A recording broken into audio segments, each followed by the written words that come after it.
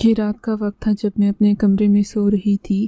آج ابا بھی گھر میں موجود نہیں تھے، اس لیے مجھے تھوڑا تھوڑا ڈر بھی لگ رہا تھا۔ ڈر اس لیے کہ میرے ابا کے 1000 دشمن تھے۔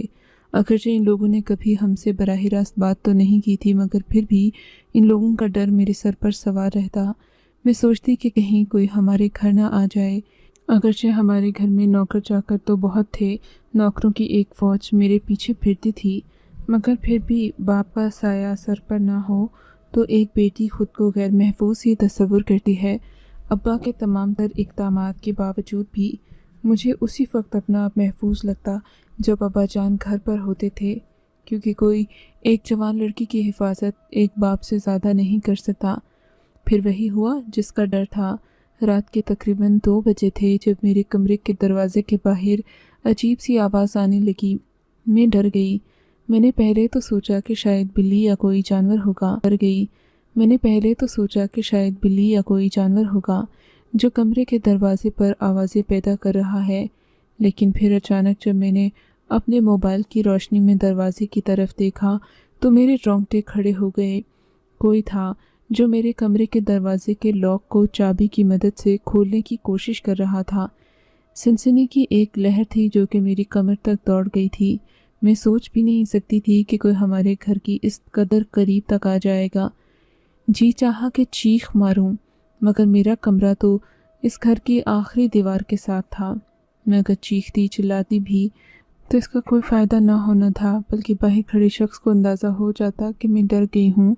میری اماں تو خود بیمار رہتی تھیں، ان کے ساتھ میری بڑی بہن جو کہ شادی شدہ تھیں، آج ان کی حفاظت اور تیمارداری پر مامور تھیں۔ میں اپنے کمرے میں تھی، مجھے امتحان کے لیے پڑھائی کرنا تھی۔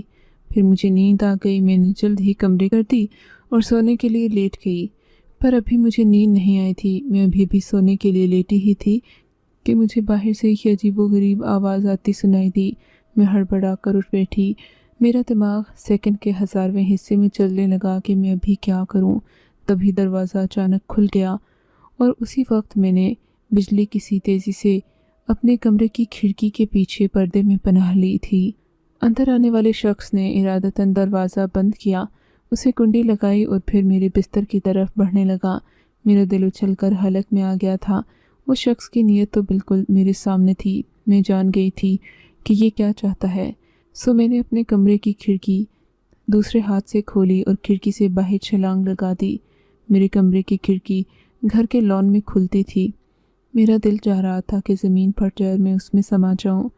میں نے سوچا کہ میرے کمرے میں آنے والی بدنیت کی بدنیتی سے میں بچ گئی ہوں، پر ایسے ہی میں لان کی طرف اتری۔ کسی نے میرے منہ پر ہاتھ رکھا اور مجھے گھسیٹتا ہوا دوسری طرف لے جانے لگا جہاں ایک گاڑی کھڑی تھی۔ مجھے اس نے گاڑی میں ڈالا اور دروازہ بند کر دیا۔ میں چیخنے چلانے کی کوشش کر رہی تھی، پر میرے منہ پر ایک کپڑا سختی سے باندھ دیا گیا تھا۔ میں بہت پریشان ہوئی، پر اب میں بہت بے بس تھی۔ میں کچھ بھی نہیں کر سکتی تھی، چاہتی بھی تو یہاں سے ہل نہیں سکتی تھی۔ یہاں تک کہ اچانک یہ گاڑی جس پر مجھے بٹھایا گیا تھا یہ چلنے لگی، اور پھر خدا جانے کہ میرے ساتھ کیا ہوا۔ مجھے ایک بے ہوشی کی دوا سنگھا کر بے ہوش کر دیا گیا۔ جب میری آنکھ کھلی تو میں ایک نرم گرم ریشمی بستر پر پڑی ہوئی تھی۔ یہ سردیوں کے دن تھے۔ میرا خیال رکھا گیا تھا، مجھے ایک بستر پر لٹایا گیا تھا۔ میں نے اٹھ کر دیکھا، میرے کمرے میں اور کوئی بھی نہیں تھا۔ جیسا میں نے سوچا تھا کہ عموماً اغوا کرنے کے بعد لوگوں کو دور پہاڑوں میں لے جایا جاتا ہے، ایسا کچھ بھی نہیں تھا۔ خدا کا شکر کہ یہ ماحول تو کم از کم ٹھیک تھا۔ ضرور ان لوگوں کا مقصد بھی ایسا ہی ہوگا۔ مجھے اغوا کر کے کیوں لائے ہیں؟ کیا جانتے نہیں کہ میرا باپ کس قدر امیر انسان ہے؟ تبھی ایک آدمی دروازہ کھول کر اندر کمرے میں آ گیا۔ آدمی بوڑھا سا تھا، اسے دیکھ کر لگتا نہیں تھا کہ یہ کوئی بدمعاش ہوگا۔ کہنے لگا، تم کون ہو بیٹی؟ میں تمہیں نہیں جانتا۔ میں اس بوڑھے کی اس بات پر حیران رہ گئی۔ میں نے اس کے آگے رونا شروع کر دیا۔ میں نے کہا، خدا کے لیے بابا جی آپ مجھے یہاں سے بھیج دیں، میں نہیں جانتی یہ لوگ مجھے اغوا کر کے کیوں لائے ہیں۔ اچھا، کیا یہ لوگ تمہیں اغوا کر کے لائے ہیں؟ مجھے تو شمشیر نے بتایا تھا کہ تم اور وہ لڑکا پسند کی شادی کرنا چاہتے ہو، اس لیے تمہیں بھگا کر یہاں لایا ہے، اور یہ کہ تمہارا باپ بہت ظالم ہے۔ مجھے معلوم نہیں تھا بیٹی کہ ایسی بات ہے، میں ابھی شمشیر سے پوچھتا ہوں۔ मैं हैरान रह गई कि वो कौन लड़का था जो मुझसे करना चाहता था, जिसने मुझसे एक बार भी इजहार मोहब्बत नहीं किया, फिर एक ही रात में मुझे अगवा करके यहाँ ले आया और ख़ुद मेरे सामने भी नहीं आया। आखिर इस बात का जवाब भी क्या बनता था? मैं समझी बिल्कुल भी नहीं थी। मेरा दिल ज़ोर ज़ोर से धड़क रहा था। मुझे अपने अब्बा और अम्मा की याद आ रही थी, क्योंकि मेरे अब्बा अम्मा मुझसे बहुत मोहब्बत करते थे। इन्होंने आज तक मुझे अकेले बाहर जाने नहीं दिया था, और आज मैं एक रात में ही उठा ली गई थी। मेरे घर वालों पर न जाने क्या बीत रही होगी। मैं खौफ से कांप रही थी। सुबह के 12 बज चुके थे। मेरे घर में तो कोहराम मचा होगा। क्या सोच रहे होंगे वो लोग। ज़्यादा देर नहीं हुई, थोड़ी देर बाद एक आदमी आया और बोला, चलो लड़की तैयार हो जाओ, मैं तुम्हें तुम्हारे घर छोड़ देता हूँ। तो मुझे यहाँ लाए क्यों थे? मैं उससे पूछने लगी। ज़्यादा बातें ना करो, वरना मेरे लिए तुम्हें यहाँ से निकालना मुश्किल हो जाएगा। इसने मुख्तसर बात की। मैं रोती रोती गाड़ी में बैठी और यूँ वो मुझे मेरे की तरफ ले आया। मैं उससे रास्ते में भी पूछती रही कि मुझे अगवा क्यों किया, पर किसी ने मेरी बात का कोई जवाब नहीं दिया। मैं बहुत परेशान थी। सोच रही थी कि न जाने अम्मा अब्बा का मुझ पर क्या रद्द अमल होगा। अब तो शाम के 6 बज चुके थे। इस वक्त तक मेरे घर वाले मेरे बारे में 1000 राय कायम कर चुके होंगे। और फिर जैसे ही मैंने गाड़ी से कदम बाहर रखा, मैंने देखा मेरे घर में बहुत ज़्यादा हंगामा था। बहुत सारे लोग जमा हुए थे। मैं समझ गई कि अब्बा मुझे तलाश कर रहे होंगे। यकीनन मैं अभी जाकर अब्बा से मिलूंगी तो वो खुश हो जाएंगे, शुक्र करेंगे कि उनकी बेटी वापस आ गई।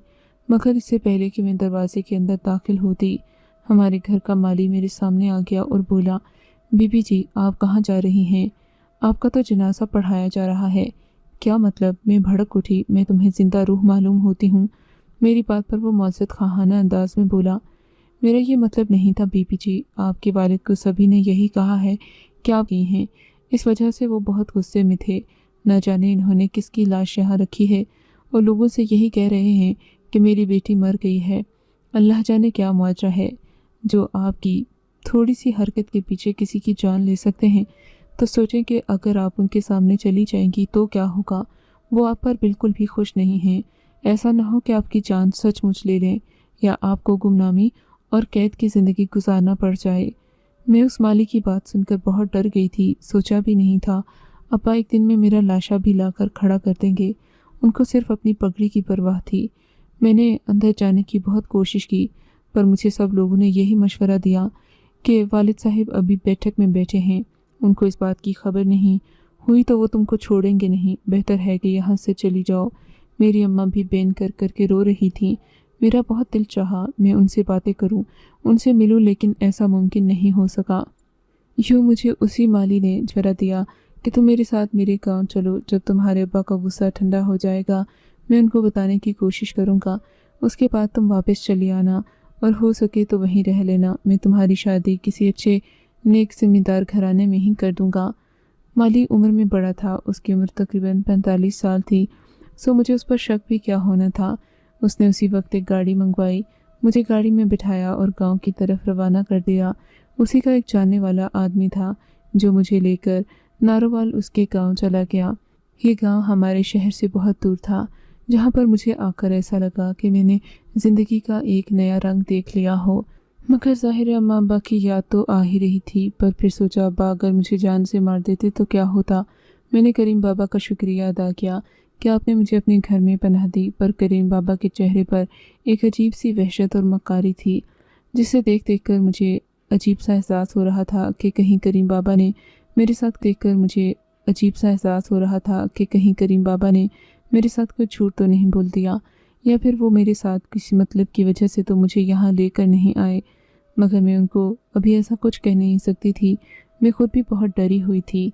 करीम बाबा कहने लगा कि इस घर में मेरी एक माजूर बहन है जो तुम्हारे साथ रहेगी। गांव में ऐसे मामलात नहीं होते जैसा कि शहरों में होते हैं। तुम बिल्कुल कोई फिक्र नहीं करना। हमारे गांव में ऐसा वैसा कुछ नहीं है। मेरी बहन 10 साल से अकेली रह रही है। आज तक किसी ने इसको तंग नहीं किया। अब तो तुम दोनों दो हो, एक दूसरे का सहारा होगा। मिलजुल कर रहोगी तो ज़िंदगी आसान हो जाएगी। करीम बाबा मुझे ऐसे समझा रहे थे जैसे मैंने सारी ज़िंदगी उन्हीं के घर में गुजारना हो। मैं परेशान हो गई, पर इसके अलावा मेरे पास और कोई चारा भी नहीं था। करीम बाबा ने कहा, तुम्हें हर रोज़ तुम्हारे खाने पीने के पैसे भी मिल जाएंगे। तुम फिक्र नहीं करो, तुम मेरी बेटी की तरह हो। जितने दिन यहाँ रहोगी मैं तुम्हारी बार हिफाजत करूँगा। ये कहते हुए करीम बाबा ने मेरे सर पर दिलासा दिया और बोले, यहाँ रहकर तुम पर एक सच भी आश्कार होगा जिसे मैं भी समझना चाहता था, लेकिन अब तुम समझ जाओगी तो तुम्हारे लिए और भी ज़्यादा अच्छा होगा। करीम ये कहकर चला गया। मैं सोच में पड़ गई। थोड़ी देर बाद उसकी माजूर बहन अपनी कुर्सी पर बैठे बाहर आई। मैंने देखा वो अपने सब काम ज़्यादातर कुर्सी पर ही बैठकर करती थी। थोड़ा बहुत खड़ा होना भी जानती थी, पर उसकी माजूरी ने उसे बहुत ज़्यादा मुख्तलिफ बना दिया था। वो ऐसे बातें करती, मुझे लगता जैसे करीम से वो सख्त नाला हो। मुझसे कहने लगी कि तुम करीम से दूर रहो। मैं ये बात सुनकर भी हैरान थी। क्यों बाजी, आप ऐसा क्यों कह रही हैं? करीम ने तो मेरी जान बचाई है, वो तो आपका भाई है। हाँ मेरा भाई है, लेकिन ये कहकर वो खामोश हो गई। बताएं क्या बात है? बस रहने दो, तुम्हें भी वक्त आने पर पता चल जाएगा। तुमको किसी पर ज़्यादा भरोसा नहीं करना चाहिए। करीम की बहन के मुंह से ये बातें लगा, या खुदाया मैंने क्या गलती कर दी है? क्या वाकई में मुझसे कोई बड़ी गलती हो गई जो सब लोग मुझे ऐसी बातें कह रहे हैं? मैंने तो आज तक किसी मर्द को आंख उठाकर नहीं देखा था। फिर करीम के साथ तो बात करने का सवाल ही पैदा नहीं होता था। करीम की बहन नसरीन ने मुझे रहने के लिए अलग कमरा दे दिया। इस कमरे में मैं सोती, खाती पीती और ज़्यादातर काम भी करती थी। मुझे किसी के सामने खाने पीने की आदत नहीं थी। करीम को हवेली गए हुए तकरीबन 1 हफ्ता गुजर चुका था, जबकि मैं इस घर में रहते रहते थक गई थी। मुझे अपने अम्मा अब्बा से मिलने का सख्ती से दिल कर रहा था, लेकिन यहाँ पर अम्मा अब्बा तो दूर, हमसे पड़ोसी भी मिलने नहीं आते थे। खुदा जाने करीम कैसा इंसान था और इसकी शोहरत कैसी थी जो कोई भी इसके घर या इसकी बहन से मिलने नहीं आता था। काफ़ी दिन गुजर गए। अब मेरा दम घुटने लगा था। मैंने करीम से मुतालिबा शुरू कर दिया कि मुझे मेरे माँ बाप के घर पहुँचा दो। कहने लगा, तुमको यहाँ क्या तकलीफ़ है? अभी मैं तुम्हारे अब्बा से उनको इस बात पर लाने की कोशिश करूँगा कि अगर तुम जिंदा हो और उनसे मिलना चाहती हो तो उनका क्या रद्द अमल होगा। बस इसी वजह से मैं तुम्हें यहाँ रोके हुए हूँ। तुम अगर सब्र कर जाओगी तो तुम्हारे लिए ही बेहतर है। बस उस दिन के बाद से करीम का रवैया मुझसे बदल गया। अब मुझे जब भी रात को नींद आती तो ऐसी बेहोशी वाली नींद आती कि सुबह के 12-1 बज जाते। मुझे लगने लगा था कि मैं बीमार हो गई हूँ। मेरा कुछ भी करने को दिल नहीं चाहता था। अब हर रात ऐसा ही होता। मेरा सारा दिन और रात सोए हुए गुजरती। मुझे ये सब अच्छा नहीं लग रहा था। मैं इस कैद से निकलना चाहती थी। एक दिन मैंने करीम बाबा से सख्ती से कह दिया कि चाहे मेरा बाप मुझे जान से मार दे, पर आप मुझे मेरे घर लेकर जाएं। अब मैं आपके घर में मज़ीद नहीं रह सकती। मुझे लगता है कि जैसे आपके दिए हुए पैसे भी मुझे हज़म नहीं हो रहे। मैंने उन पैसों की तरफ इशारा किया जो मुझे हर रोज़ तकिए के नीचे से मिलते थे, और न जाने उन पैसों में ऐसा क्या जादू था मैं न वो खर्च कर पाती, न ही उनको छोड़ पाती। बस मेरा सर भारी हो जाता और मुझे नींद आने लगती। शायद उन पैसों पर कोई दवा लगी होती होगी जिसे सूंघते ही मेरा दिमाग सो जाता था। मैंने काफ़ी कोशिश की कि इस चीज़ को मैं अपनी ज़िंदगी से दूर करूं, पर ऐसा नहीं हो सका। रोज़ तकिए के नीचे से वो पैसे निकालना मेरी मजबूरी होती थी। जब करीम ने सुना कि अब ये लड़की हाथ आने वाली नहीं है तो बोला कि ठीक है, मैं तुम्हें ले जाऊंगा, बस मुझे एक और दिन का मौका दे दो। मैं तुम्हारे वालिद से बात करता हूँ, शायद कि वो तुमसे मिलने के लिए राज़ी हो जाएं, और खामखा कोई ऐसी बात ना बने कि तुम दोनों माँ बाप के दरमियान झगड़ा करने की वजह बनो, क्योंकि तुम्हारी माँ तुम्हें रोज़ाना याद करती है।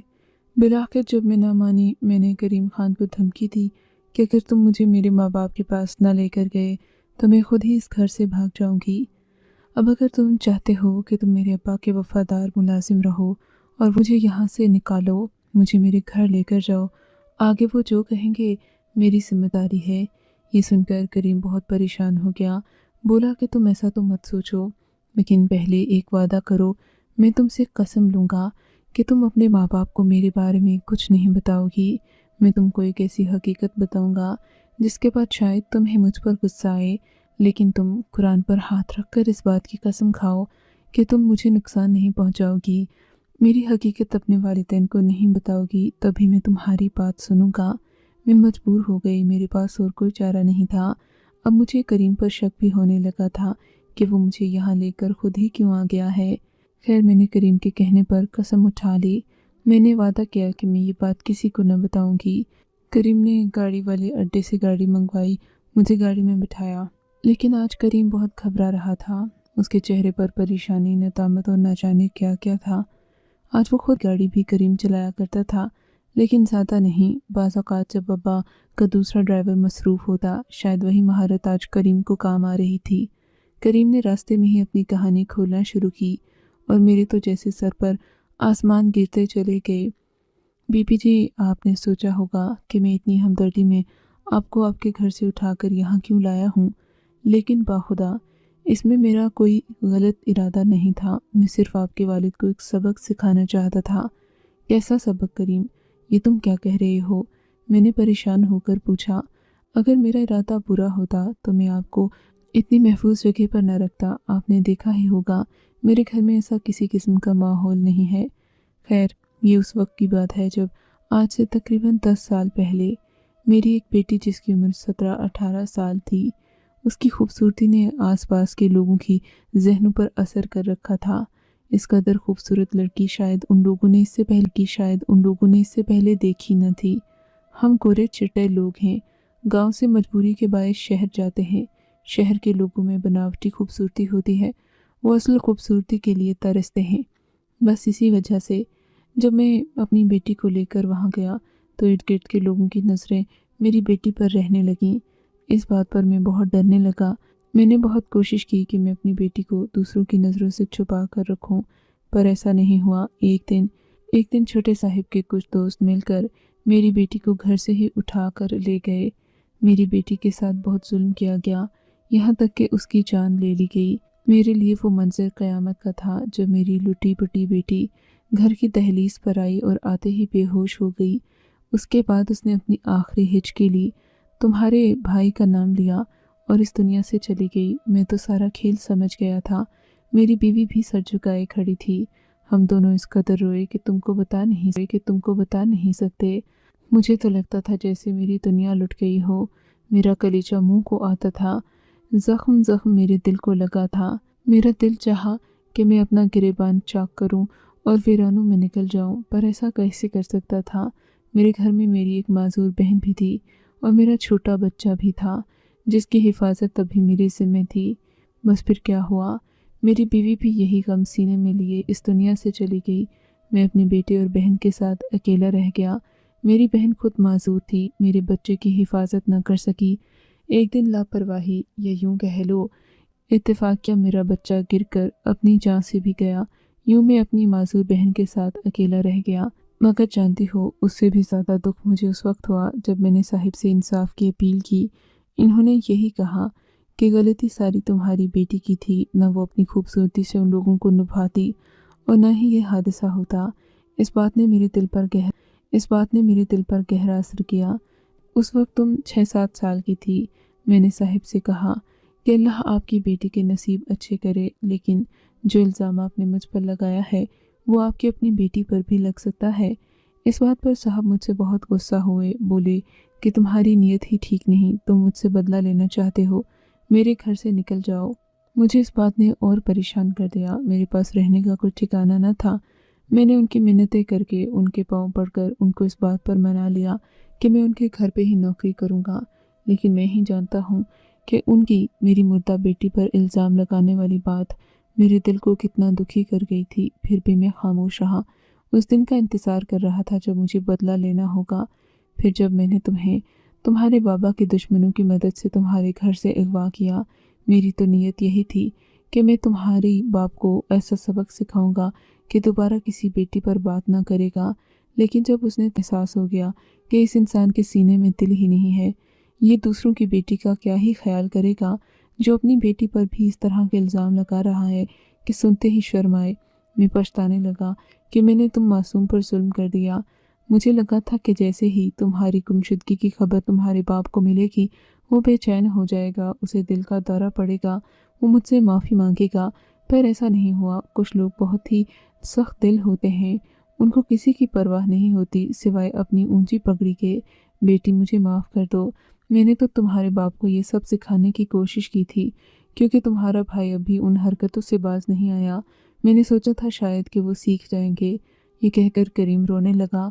मैं सोचने लगी कि हर चीज़ की सज़ा औरत को ही क्यों मिलती है। اگر عورت پر ظلم ہوتا ہے تو ظلم کرنے والے کو سزا دینی چاہیے، مگر مظلوم بھی، یا جس پر بھی ظلم کیا جائے وہ بھی ظالم کی ماں بیٹی ہی کی بات کیوں کرتا ہے؟